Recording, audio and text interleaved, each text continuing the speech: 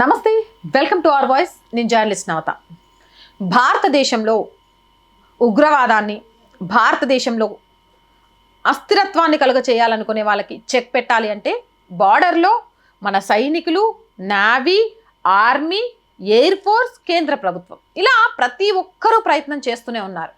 మరి నిజంగా వాళ్ళు ఒక్కళ్ళే పనిచేస్తే శత్రువులతో పోరాటం చేయొచ్చా? శత్రువులు ఓటమి పాలవుతారా? అంటే ఇందులో మనం బాగా ఆలోచించాల్సిన మరొక అంశం ఏంటి అంటే, ఈ మధ్య కాలంలో యుద్ధం చేయాలి అంటే కత్తులు గన్నులే పట్టవసరంలే. ఆర్థికంగా వాళ్ళను దెబ్బ కొట్టడం ద్వారా కూడా యుద్ధం చేసి గెలుపొందొచ్చు. ఇదే విషయాన్ని నరేంద్ర మోదీ గారు చెప్పారు. మేక్ ఇన్ ఇండియా ముద్దు, మేడ్ ఇన్ ఇండియా ముద్దు, విదేశీ వస్తువులు వద్దు. ఈ వీడియో చూస్తున్నప్పుడు లేదా ఈ వీడియో చూసిన తర్వాత ఒక్కసారి మన ఇంట్లో వస్తువులన్నిటినీ ఒకసారి మీరు చెక్ చేసుకోండి. మీ ఇంట్లో ఎన్ని చైనా వస్తువులు ఉన్నాయి, మీ ఇంట్లో ఎన్ని విదేశీ వస్తువులు ఉన్నాయి అనేది. అంటే చైనా అనేది పాకిస్తాన్తో పాటు చాలా దేశాలకు ఉగ్రవాదాన్ని పెంచి పోషించడానికి సహాయం చేస్తుందని, భారత్ని ఆక్రమించడానికి సిద్ధంగా ఉందని తెలుసు. అమెరికా ఇలా చాలా దేశాలు ఉగ్రవాదానికి కనిపించకుండా సైలెంట్గా చాప కింద నీరులా సహాయం చేస్తున్నాయని తెలుసు. భారతదేశం ఆర్థికంగా తనను తాను నిరూపించుకుంటూ మొదటి స్థానానికి వెళ్ళడానికి పరిగెత్తుతుందని తెలుసు. ఉద్యోగం అంటే గవర్నమెంట్ జీతాలే కాదు, మేక్ ఇన్ ఇండియాలో భాగంగా అనేక రంగాలలో మనమంటూ కొత్త కొత్త పరిశ్రమలను స్థాపించి ఆ పరిశ్రమల ద్వారా మనం ఉద్యోగం చేయడమే కాదు 10 మందికి ఉపాధి కల్పించవచ్చునని తెలుసు.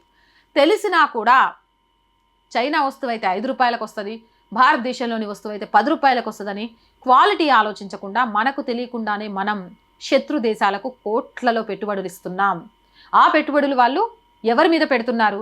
ఈ దేశాన్ని నాశనం చేయాలనుకునే ఉగ్రవాదుల మీద పెడుతున్నారు. మరి మనం మారాలి కదా, ఆ అవసరం ఉందంటారా లేదా? మన దేశంలో మన వాళ్ళ దగ్గర ₹1 ఎక్కువైతే కొంటే నష్టం ఏంటి? అది ఎవరికి వెళ్తుంది? దేశానికే కదా. చీప్ వస్తువులకు ఒక క్వాలిటీ వస్తువుకి ఖచ్చితంగా తేడా ఉంటుంది. చైనా వస్తువులకు గ్యారంటీ ఉంటుందా? కానీ మేక్ ఇన్ ఇండియా వస్తువులకు గ్యారంటీ ఉంటుంది. ఏదైనా సరే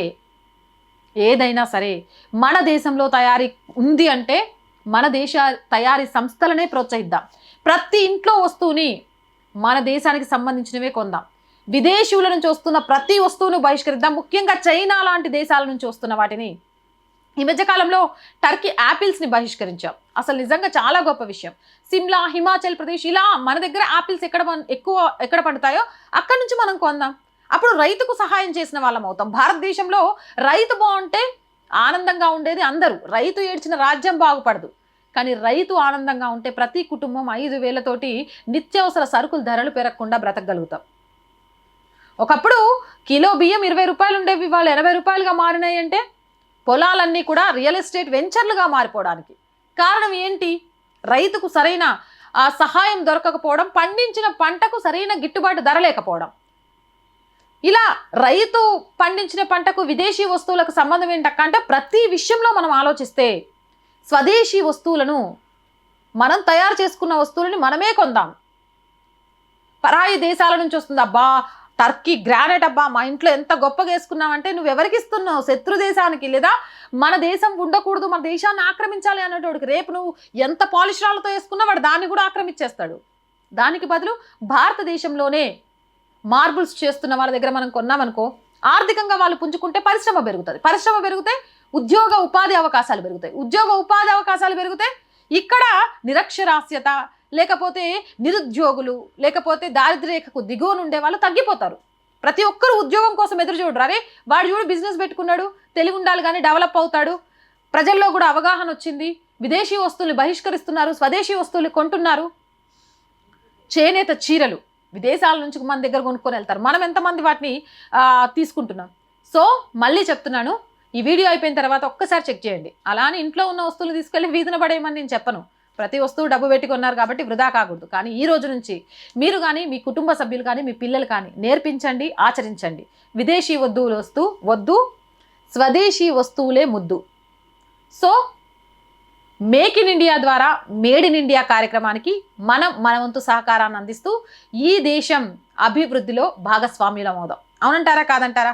మోడీ గారు ఇచ్చిన ఈ పిలుపును మనందరం ఫాలో అవ్వాల్సిన అవసరం ఉందా లేదా? మంచి పని ఎవరు చెప్పినా వినాలి కదా. మరి ఆచరిస్తారా లేదా? నేనైతే ఖచ్చితంగా ఆచరిస్తాను. విదేశీ వస్తువులు వద్దు, స్వదేశీ వస్తువులే ముద్దు, అందులోనే అడుగు వేస్తాను. ఖచ్చితంగా ఈ వీడియో చేసిన తర్వాత నేను కూడా మా ఇంట్లో ఒక్కసారి చెక్ చేస్తాను ఎన్ని విదేశీ వస్తువులు ఉన్నాయో. నాకు తెలిసి ఉండవు. ఒకవేళ ఏదైనా ఉంటే ఈ రోజు నుంచి ఆ వస్తువును కూడా నేను బహిష్కరిస్తాను. ఖచ్చితంగా ₹1 ఎక్కువైనా స్వదేశీ వస్తువులనే కొంటాను. ధర్మబద్ధంగా అమ్ముతున్న వాళ్ళ దగ్గరే కొంటాను. ఇక నేనేం చెప్పాలి అనుకున్నది మీ అందరికీ అర్థమైందని ఆశిస్తున్నాను. జై హింద్, జై భారత్. ఛానల్ చాలా మంది చూస్తున్నారు, బట్ సబ్స్క్రైబ్ చేసుకోవడం మర్చిపోతున్నారు, లైక్ చేయడం మర్చిపోతున్నారు, షేర్ చేయడం మర్చిపోతున్నారు. Please subscribe our channel. And ఆర్థికంగా ఆర్ వాయిస్కి చేయుతనివ్వండి. ఇవ్వాలి అనుకునేవారు సబ్స్క్రిప్షన్ పక్కనే జాయిన్ అనే బటన్ ఉంది. 1 to 5 లెవెల్స్ ఉన్నాయి. ఏదో ఒక లెవెల్లో సపోర్ట్ చేయండి. అలాగే స్క్రీన్ మీద గూగుల్ పే, ఫోన్పేతో పాటు అకౌంట్ డీటెయిల్స్ కూడా ఉన్నాయి. మీకు తోచిన సహాయాన్ని అందించవచ్చు. వ్యాపార ప్రకటనల కోసం, ప్రజా సమస్యలను తెలియజేయడానికి 8328500576 నెంబర్ని సంప్రదించండి. జై హింద్, జై భారత్.